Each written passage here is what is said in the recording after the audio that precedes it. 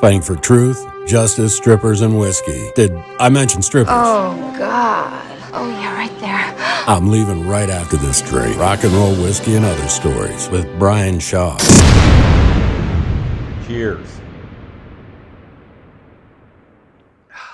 And welcome to episode 33 of I'm Leaving Right After This Drink, Rock and Roll, Whiskey, and Other Stories. And I cannot believe it, my friends. We're on the other side of that surgery. We're in the recovery phase. It feels amazing.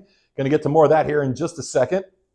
But first, I need to say thanks to everybody who's liked, shared, subscribed, and supported the podcast, all that good stuff, man. I greatly appreciate it. And to those of you who reached out via phone call, social media, text message, however you did, just to check up on me after surgery and even before surgery, man, I greatly appreciate it. And as I mentioned, here we are, the road to recovery, and it feels fantastic. I can stand up, I can walk, I have no pain. It's the craziest feeling in the world at this point. And you're just like, what? Like, I can do all these things again? And it's pretty wild, right? Outside of, being in a no driving phase right now and not being able to lift, bend, twist, stretch, that kind of stuff, which is okay. Got to have that recovery time. And outside of those minuscule things, minuscule? Where the hell did I pull that word from?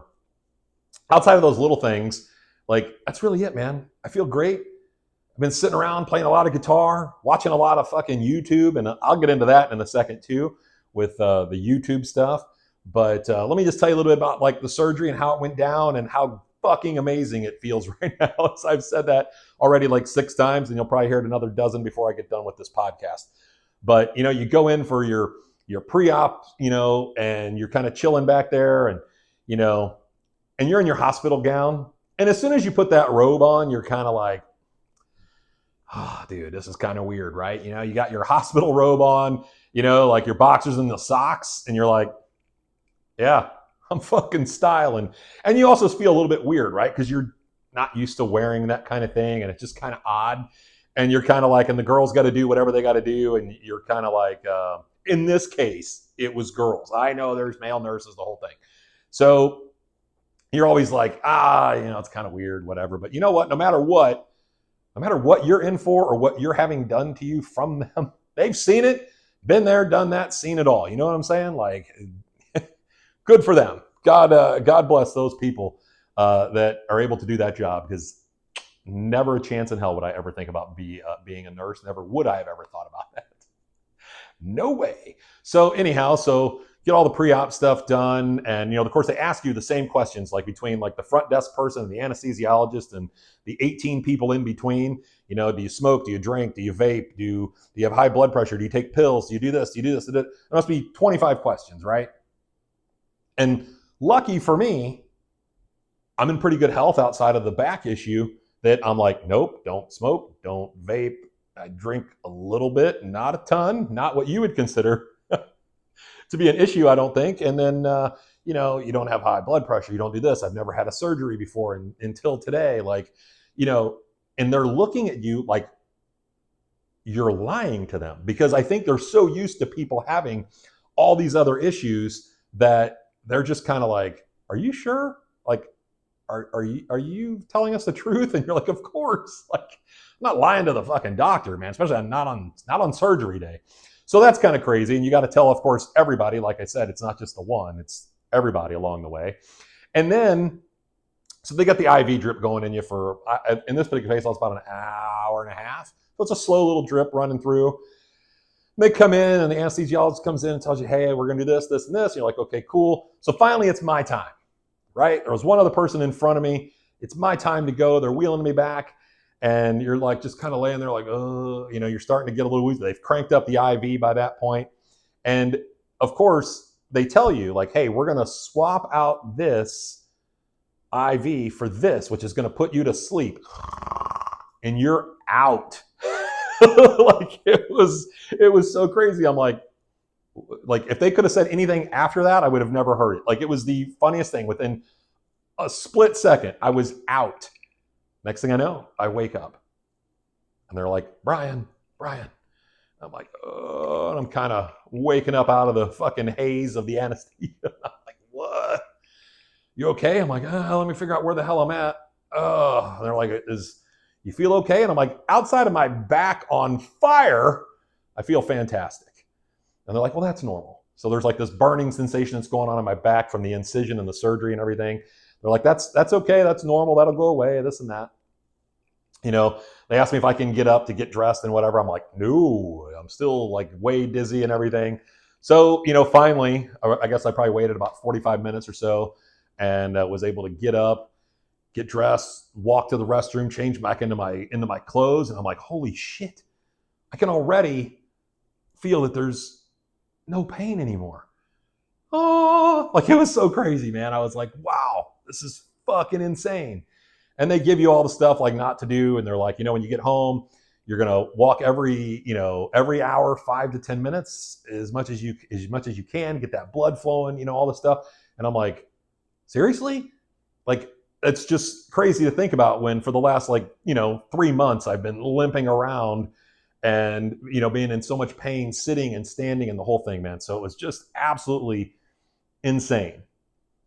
And so on the way home, I get in my dad happens to drive me home that day. I get in the car, man, and that burn is still going on my back. And of course, I'm sitting in the car or his Jeep, and the Jeep is bouncing around and everything. And I'm like, Jesus, man, like I have never, and I know this is going to sound so terrible, like I've never wanted to hit someone so bad because of the pain. And it wasn't because of the way my dad was driving. It was just that initial pain from the surgery. And like, Jesus, like, help me, please.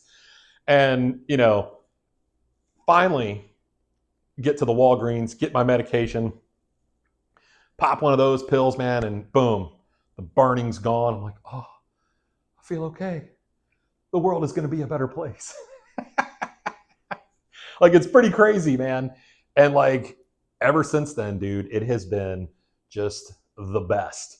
Like, I can't even tell you, of course, you've heard me say it already, how amazing it feels. I'll never take walking, sitting, standing, any of that stuff for granted ever again, because it's just wild to think how one thing can totally just, paralyze you to some degree of not being able to, to walk or whatever, man. So it's absolutely insane that I'm back up and fucking, I'm not running, but been able to sit around and play a lot of guitar, and which has been cool. And like I said, I have been watching a lot of YouTube. And as I've stated in previous episodes, I watch a lot of police body cam footage on a lot of these channels, and they're fucking amazing. And I don't care whether they're getting a DUI, whether they've been pulled over for speeding, whatever it is. And we've all had our issues with police officers at some point in our life, right? We all think, oh, what a dick. He gave me a ticket. You could have just let me go, whatever. Like, in the majority of these cases, I would say that these people bring on what's about to happen to them themselves, right? Like, the cop's just asking you for your fucking license, and you're like, nope, I don't have to give it to you. Why do you got to be that guy? It's only going to be trouble at that point, right? And then it just makes the video fantastic to watch. I love people getting tased, tackled, like it's insane. But I will say this, women are the crazy ones. Now, we know that in general. That's just a statement as a standalone, right? Women are crazy, period. Then there are women that are crazy when they get pulled over or they're getting arrested. That, my friends, is a whole other level. Like, that's a few levels up of craziness, right? So, because they go crazy, and it takes like 5 or 6 cops just to subdue them and hold them down, because they can bend and twist and turn and do all these things into weird positions. Yet oddly enough, when you ask them to do weird shit like that when you're alone with them, they suddenly can't do it. So anyhow, and it's just great to watch this shit, and I love it. And I will also say this, that, man, cops and first responders put up with a lot of shit. And it's like, damn, man. And then they got to go home and just like be a dad or be a husband or whatever when they get home and live a normal life. Like, man, kudos to those guys. Like, again, man, like first responders, and just kudos to you guys for doing what you do. And that's another gig this guy would never, ever fucking want. And oh, by the way, I need to fucking say a huge thank you to everyone at Florida Orthopedic Institute. Man, these guys were so good. These men and women, from beginning to end, have been absolutely fantastic. The doctor, absolutely amazing. Dr. Pagano, fuck yeah, bro.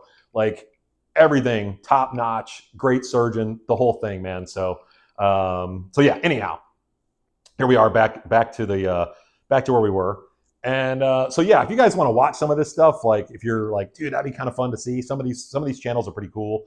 Like Sheriff Lamb out of Arizona, that guy's pretty cool. He kind of like watches it the first time you're watching it, and like he explains everything that's going on and stuff. So that's kind of cool. There's another guy named Frank Sloop, I think, and he's pretty good. But there's tons of these channels out there, and they're fucking amazing. And I highly recommend. Some great entertainment are those channels. And I know I've said it before, but you definitely should watch some of this shit because it's great entertainment. Now, I also have to say thanks again to Tits McGee because A, she got me out of the house the other day, went out for a couple of drinks, had some dinner. So it was nice that she got me out of my place. And we had a good old time. We went to a little dive bar around the corner from my house. And let me tell you, this guy loves a good fucking dive bar.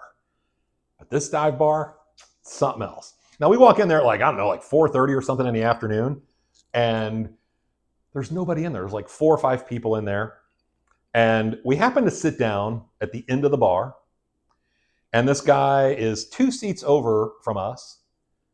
And he happens to start like jumping into our conversation. And I was talking about a photo that I had posted on my social media a couple of weeks ago that was an old picture with me and George Thorogood.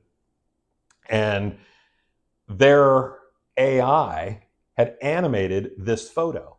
And it was the dumbest animation they could have done, right? Like they made us turn and look at each other and then smile and put us with a heart, holding our hands together. I'm like, what is this? Really? This is the animation that's happening from George Thorogood. Now, I'll put the photo up. I can't put the animation up because I don't have it. But the photo up here, yes, this is me and George Thorogood. And it is a real photo of me and George Thorogood, but me and George doing the heart, that is not real. And so when he starts talking, he's like jumping into our conversation about AI and all this other stuff. And, Tits McGee's like, you should show him the picture. And I'm like, are you crazy? Then I got to have a conversation with him about how and where I met George Thorogood. And that leads into a whole other thing. And I don't even want to talk to this guy. Like, it's the first time I've been out of the house in weeks. And you want me to involve this guy in a conversation? No. So that was crazy. And then on top of it, it's like, dude, and then we start talking about something else. And then he literally turns to us. He goes, hey, I'm sorry to eavesdrop on your conversation. Blah, blah. It's like, why are you telling me you're eavesdropping on the conversation, dude? I mean, I'm glad he did because now I know not to talk shit about him because he can hear what I got to say. And that's half the fun of going to a dive bar is to kind of talk shit about the other people in the place because they're doing the same thing to you, right? Of course. And it just happened to be the day that, like, for some reason, everybody wanted to talk to us. Like, the other patrons at the bar want to talk to us. Like, not only this dude, but another guy walks over and starts talking to me about, like, the ring on my finger. Like, it was just a crazy day. Not only that, then the bartender was cool as shit. And she walks over to us just randomly, like, hey, do you guys like art? And we're like, yeah, of course. And she's like, let me show you what I've been doing. And I'm thinking, oh my God, she's going to show us some art. And it's going to be awful. No, it wasn't. It was actually pretty damn good. And we were both kind of looking at each other like, wow, like she's really good. And that was kind of surprising. And, but you know what? That bartender, she was cool. And then, star sighting, being sarcastic, this kid walks in, probably early 20s, and looks exactly like Spicoli from fucking Fast Times at Ridgemont High. Like, I'm thinking to myself, I'm like, I ordered the pizza, man, or whatever the fuck that line is. You know what I'm saying? Like, what? It was so, he had long, straight, like bright blonde hair, but his face, and he had the old sunglasses on, and it looked, I'm like, dude, I go, Spicoli's here, right? And it was the funniest fucking shit ever. Because once we looked at him, and of course I said that, we couldn't not think of all the stupid quotes from Fast Times at Ridgemont High. And yeah, so that was super crazy. But a fun day at the dive bar. And once again, thank you, Tits McGee, for getting me out of the house for that. I appreciate that. Plus, here's the fun thing. Like, her name's just fun to say. So I got to say it. And you also get a nice little boob shot on the screen whenever I do that. So those of you who are not watching at home, you should be, because they're nice. You have to trust me on that if you're not watching. And if you are watching, you can certainly agree with me. So that was kind of the past few days, and it's great. I'm hoping to get the A-OK from the doctor this week for follow-up, because I got a lot of stuff to do now, right? Now I'm stoked. I feel good. Now it's time to go see some shows. Got a bunch of stuff lined up over, the next few months. Seeing Zach Sabbath and Black Label. Going to see Gary Hoey in June. Got the comedian Quinn Dale coming up. George Thorogood, going to go see another one of his shows down in the Keys with my brother, and Tits McGee's going to join us on that too. So it's going to be awesome. I'm so looking forward over the next few months. And Kid Rock is in there.